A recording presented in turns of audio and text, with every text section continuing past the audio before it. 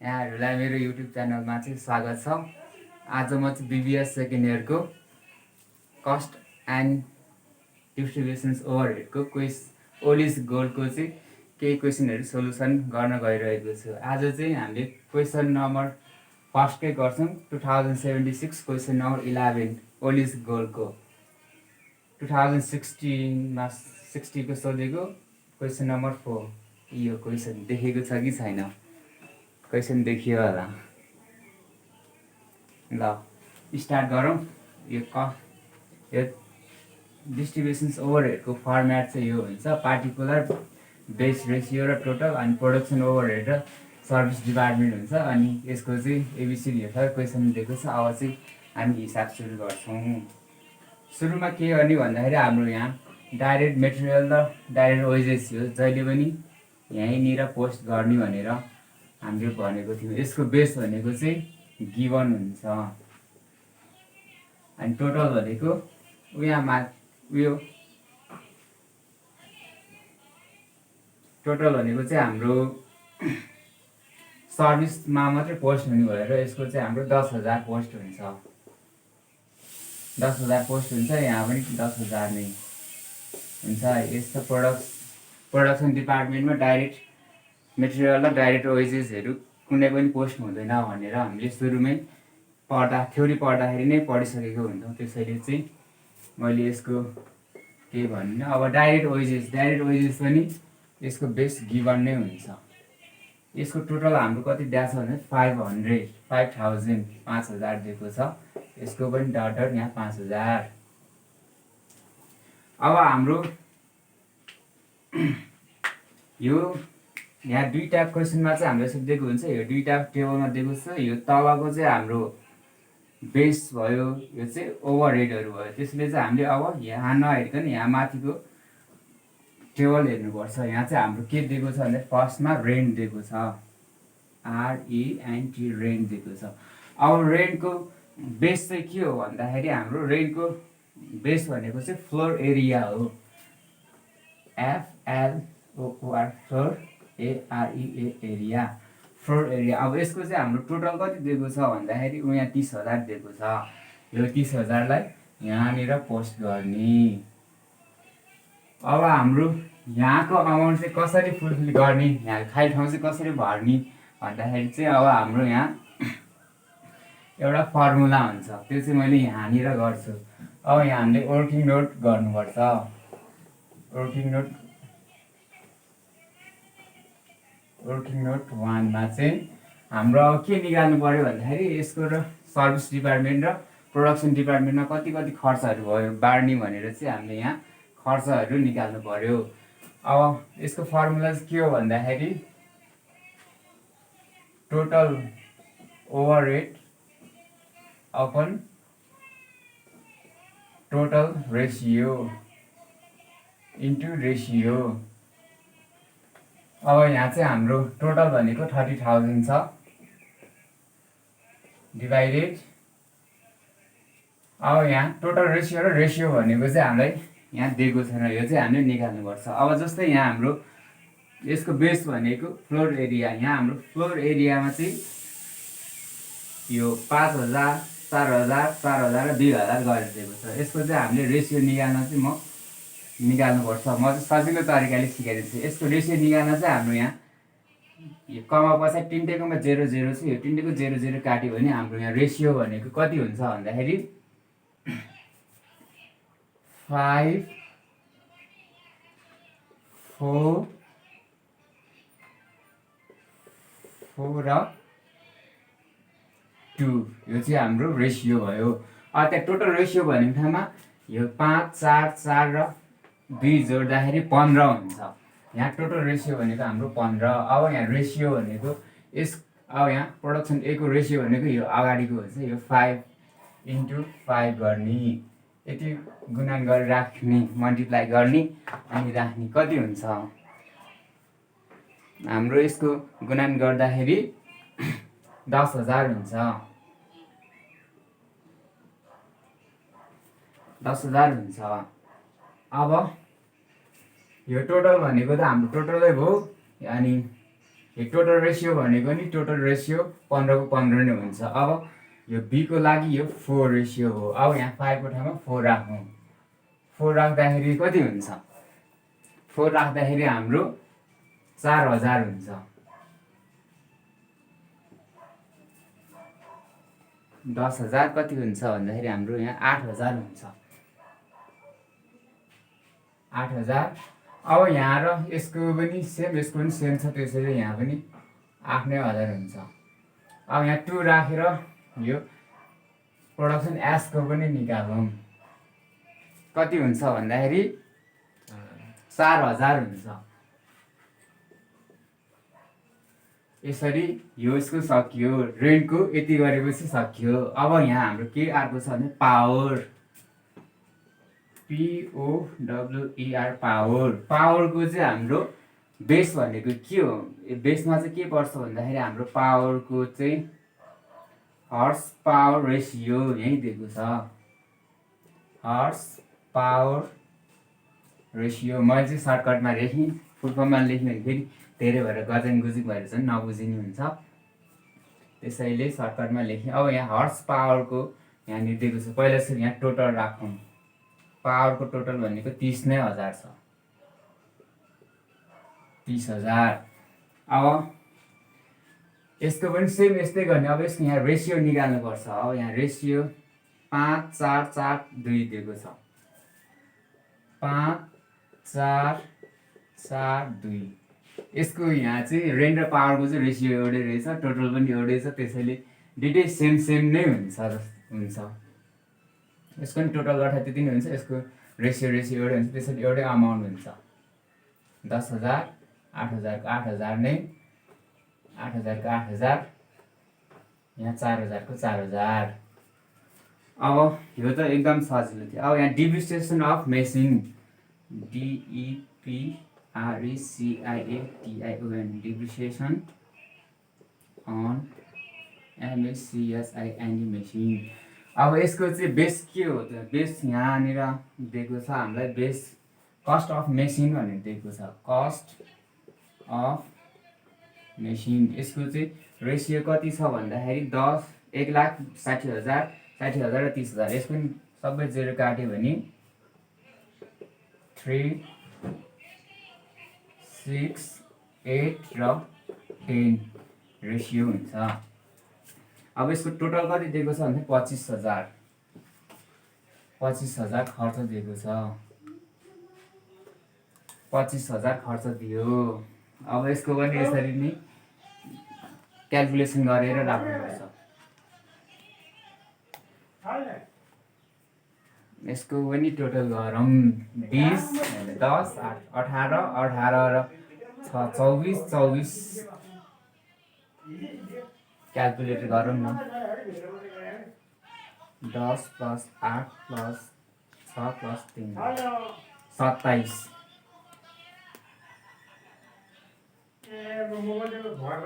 27। अब यसको यहाँ टोटल 27 र माथि टोटल भनेको 25,000 इन्टु अब यहाँ कति, यसको रेसियो 10, 10, 6, 6, ए यहाँ त 6 6 को छ त, 25। अब त्यहाँ हिसाब गरौँ। 25,000 इन्टु 10 डिभाइडेड 25, 10,000 नै आउँदो रहेछ। जो सजिलो क्वेसन आएछ योभन्दा अगाडिको वर्षलाई। 27। अब फेरि 25,000 इन्टु यसको रेसियो कति छ 6, 6 × 6 डिभाइडेड 25। यसरी नै यहाँ 6,000 राखौँ। अब यहाँ पनि 6 नै हजार हुन्छ। अनि यहाँ चाहिँ 25,000 डिभाइडेड 25 इन्टु 3, 3,000। अब यसरी नै हामीलाई के को दिएछ भन्दाखेरि catering expenses, CANTEN, catering expenses. Catering एक्सपेन्सेसको चाहिँ यहाँ अलिकति तलमाथि भएछ CANTEN क्याटरिङ एक्सपेन्सेस। क्याटरिङ एक्सपेन्सेसको पनि बेस के हो भन्दाखेरि नम्बर अफ वर्कर अब यसको पनि रेसियो 3:5:6 रेसियो यति भयो। अब यसमा हामीले टोटल कति दिएको छ भन्दाखेरि क्याटरिङ एक्सपेन्सेस 4000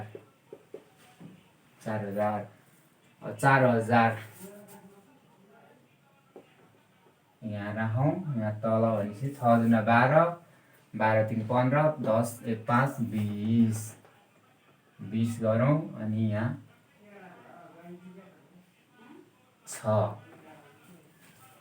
गरौँ झ्याक पलाएर यति 4000 इन्टु 6 डिभाइडेड 20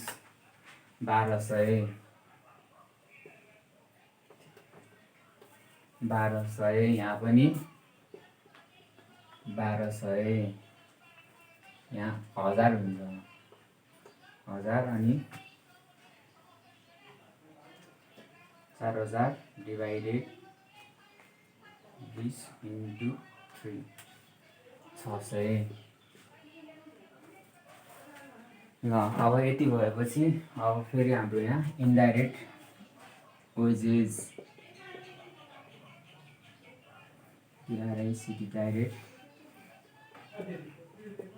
इन्डाइरेक्ट वेजेसको हाम्रो टोटल 12000 दिएको छ। 12000 बेस भनेको डाइरेक्ट वेजेस नै दिएको छ। डाइरेक्ट वेजेस यसको रेसियो भनेको चाहिँ हाम्रो 20000 20000 15000 5000 भनेपछि 1 3 4 4 1 3 4 4 1 3 4 4 टोटल भनेको 12000। अब हाम्रो यहाँ 12000 राखौँ। टोटल भनेको 4 4 8 8 9 12 अनि यहाँ इन्टु गर्नु भने 4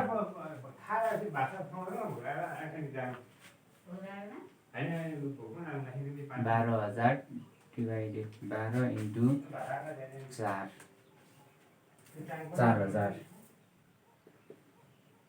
अनि यहाँ पनि 4000 12000 इन्टु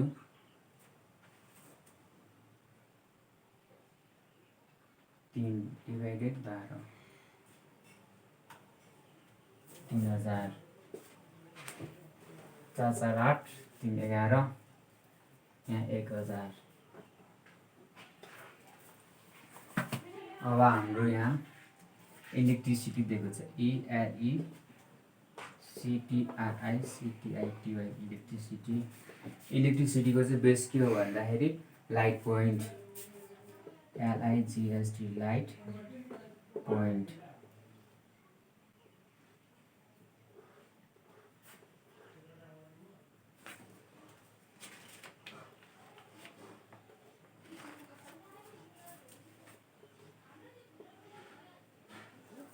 लाइट पोइन्ट अब लाइट पोइन्ट अब यसको यहाँ टोटल कति दिएको छ इलेक्ट्रिसिटी यहाँ माथि 8000 दिएको छ। अब इलेक्ट्रिसिटीको लाइट पोइन्ट भनेको त्यति दिएको छ। अब यसको पनि रेसियो निकालौँ। लाइट पोइन्टको रेसियो भनेको यहाँनिर 6 8 8 10 दिएको छ भनेपछि 2 ले काट्दाखेरि 2 तिया 6 2 चौको 8 2 चौको 8 र 2 पंचे 10 अनि त्यसपछि यो भयो। यसको टोटल 8000 भइहाल्यो। अनि यहाँ 8000 अनि टोटल भनेको 8 8 5 13 13 छ 16 त 5 प्लस 4 प्लस 4 प्लस 3 16 यहाँ हाम्रो टोटल 16 अनि यहाँ गुणन गर्नु पनि 5 यो चाहिँ 16 त्यो 5 कति आउँछ त भन्दाखेरि 8000 डिवाइडेड 16 इन्टु 5 2500 8000 डिवाइडेड 16 इन्टु 4 गर्दाखेरि 2000 किनभने यहाँ फोर्छ यहाँ फोर्छ त्यो 2000 हो। अनि 8000 डिवाइडेड 16 इन्टु 5 गर्दाखेरि 5 होइन 3 को हो। 8000 इन्टु 3 डिवाइडेड 16 1500। अब यति गरेपछि यहाँको यति सक्यो। अब यहाँ हामी टोटल गरौँ।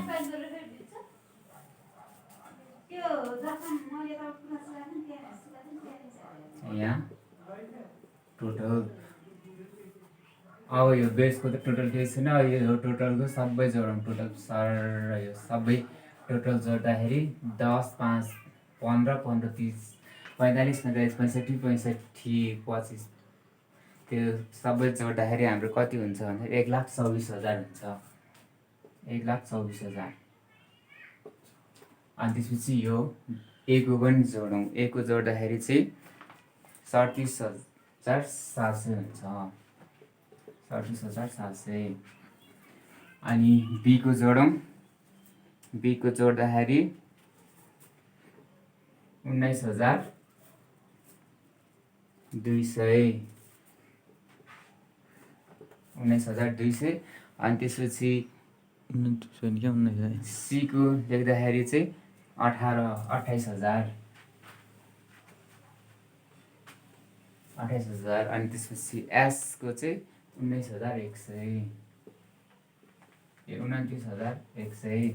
अब यो टोटल भयो। अब यहाँ क्वेसन यति गरेपछि हाम्रो यो 5 मार्क्सको भयो। अब 5 मार्क्सको बाँकी छ। अब यहाँ चाहिँ हामीलाई टोटल गरिसकेपछि यहाँ क्वेसनले हामीलाई के भनेको छ भन्दाखेरि service rendered by the service department to production department ABC is in the ratio 2:4 2:1 मा चाहिँ यो जुन टोटल भएको सर्भिस डिपार्टमेन्टको खर्च हेरेर चाहिँ यो सी ए र एस एमा जोड यो चाहिँ यतापट्टि ट्रान्सफर गर्ने रे। अब यसलाई चाहिँ ट्रान्सफर गर्नु पर्यो यहाँनिर।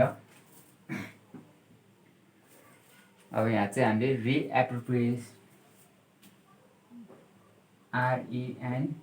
RENDERED रेन्डेड भनेर लेखौँ। अनि त्यसपछि यहाँ 1,24,000 1,24,000 नै हुन्छ।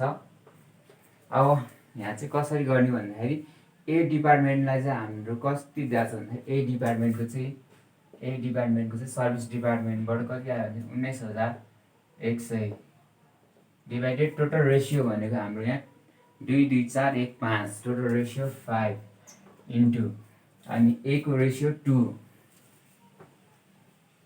यो गर्दाखेरि चाहिँ 19,100 29,100 डिभाइडेड 5 इन्टु 2 11,640 यति चाहिँ एलाई दिएछ। एमा पठाउनु पर्यो दिनु पर्यो। अनि अब बीको चाहिँ 19,100 डिभाइडेड 5 इन्टु 2 नै यो नि 11,640। अब सी को लागि नि 19,100बाट 5 इन्टु 1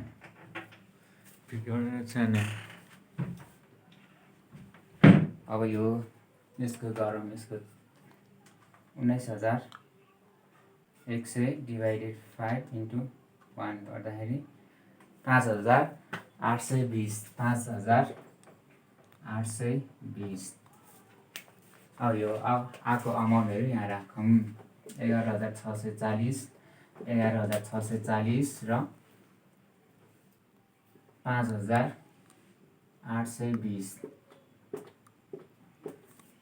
यहाँ त अब हाम्रो 29,100 थियो। 29,100 मा हामीले यहाँ 3 टुक्रा बनाएर 29,100 को 2% एमा ट्रान्सफर गरिसक्यौँ। 19,000 यसको यो सब गरेर यहाँ हाम्रो निल 0 भइसक्यो। यहाँ हाम्रो कुनै पनि अमाउन्ट बाँकी छैन। अब हाम्रो यहाँ